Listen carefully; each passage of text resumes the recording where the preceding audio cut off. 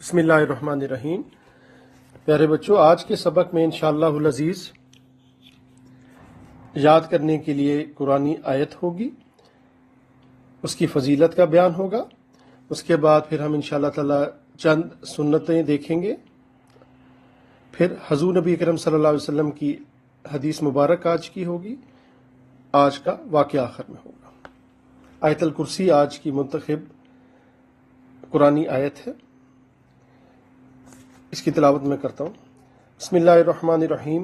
اللہ لا الہ الا ہو الحی القیوم لا تأخذہ سنۃ ولا نوم لہ ما فی السماوات وما فی الارض من ذا الذی یشفع عندہ الا بإذنہ یعلم ما بین ایدیہم وما خلفہم ولا يحيطون بشيء من علمه إلا بما شاء وسع كرسيه السماوات والأرض ولا يؤوده حفظهما وهو العلي العظيم۔ آیت الکرسی کی فضیلت یہ ہے کہ حضور نبی اکرم صلی اللہ علیہ وآلہ وسلم نے ارشاد فرمایا کہ سورہ بقرہ میں ایک آیت ہے جو قرآن کریم کی تمام آیتوں کی سردار ہے، وہ آیت الکرسی ہے۔ حدیث پاک میں آیا ہے کہ جو شخص ہر فرض نماز کے بعد آیت الکرسی پڑھے گا، اسے جنت میں جانے سے موت کے سوا اور کوئی چیز نہ روک سکے گی، یعنی وہ مرتے ہی جنت میں داخل کیا جائے گا۔ آج کی سنتیں غسل سے متعلق ہیں۔ غسل میں بالترتیب یہ 5 امور مسنون ہیں۔ نمبر 1، دونوں ہاتھ گٹوں تک دھونا۔ نمبر 2، استنجا کرنا اور جس جگہ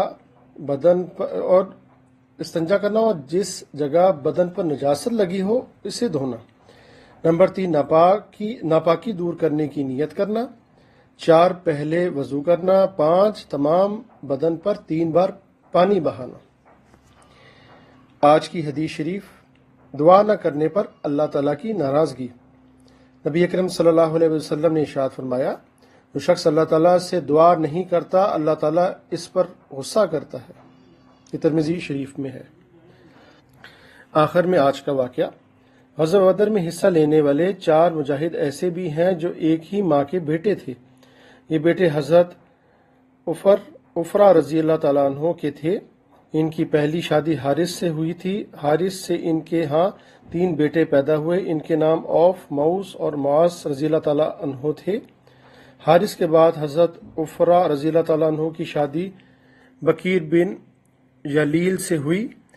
اس سے 4 لڑکے ہوئے۔ ان کے نام ایاس، عاقل، خال اور عامر رضی اللہ تعالیٰ عنہ تھے۔ یہ سارے غزوہ بدر میں شریک ہوئے۔ ایسی صحابیہ جن کے 7 بیٹے بدر میں شریک ہوئے صرف حضرت عفرہ رضی اللہ تعالیٰ عنہ ہیں۔ معلومات: سب سے پہلے اسلام قبول کرنے والے رومی حضرت صہیب رضی اللہ تعالیٰ عنہ تھے۔ یہ تھا آج کا سبق۔